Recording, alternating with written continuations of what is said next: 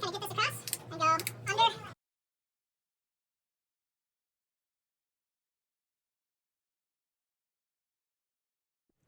Use 3-inch orthoglass for the majority of these splints. That you actually kind of round off the ends here a little bit. So you just kind of make that popsicle. Find your halfway point. The way that I like to do this is we'll cut from making sure that you have that open end about 80% of the way through. And then try to be real clean with the fiberglass that's left over at the top of this little arch, because that's right where the webbing of the thumb is going to be. Biggest trick with these is make sure that you actually put it on yourself and take a look in there. You can see how there's no fiberglass that's going to be kind of getting into the webbing of the thumb.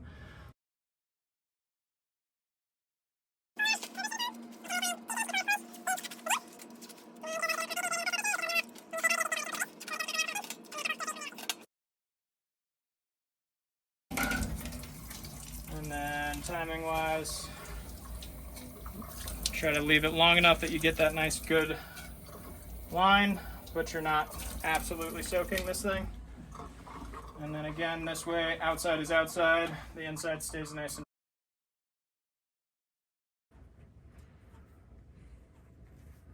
and lay this on over.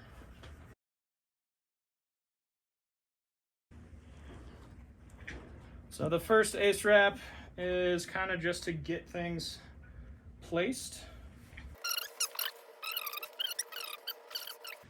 And then we'll sneak one up top here and try to leave that space for the dock. So what we're trying to accomplish here is just to have enough of a window to get an ultrasound probe into that after this is placed, so that we can confirm that the reduction is held. Doing 1 2-inch up top, 1 4-inch down low, just so that we kind of have, again, that general shape. At this point, you can feel the cast is actually starting to firm up, but we still have that good view for the ultrasound. Do you want to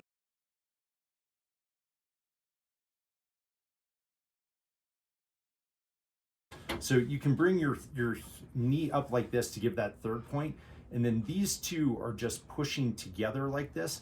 We don't want to go to where the wrist is in flexion. We really just want to get right on top of the fracture and then push across so we're pushing directly on.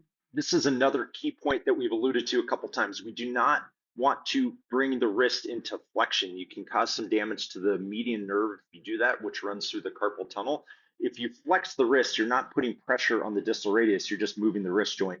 We want to put pressure on the bones there, push the distal radius forward, which is not moving the wrist joint itself. We're just pushing on the bones and trying to keep the wrist itself relatively neutral. There, so I can get a lot of pressure on this and just mold in those 3 points right next to each other, and this is easier to hold over time. The other one's trickier. So those are our 3 points. So 1, 2 coming back up, and then 3 here pushing down.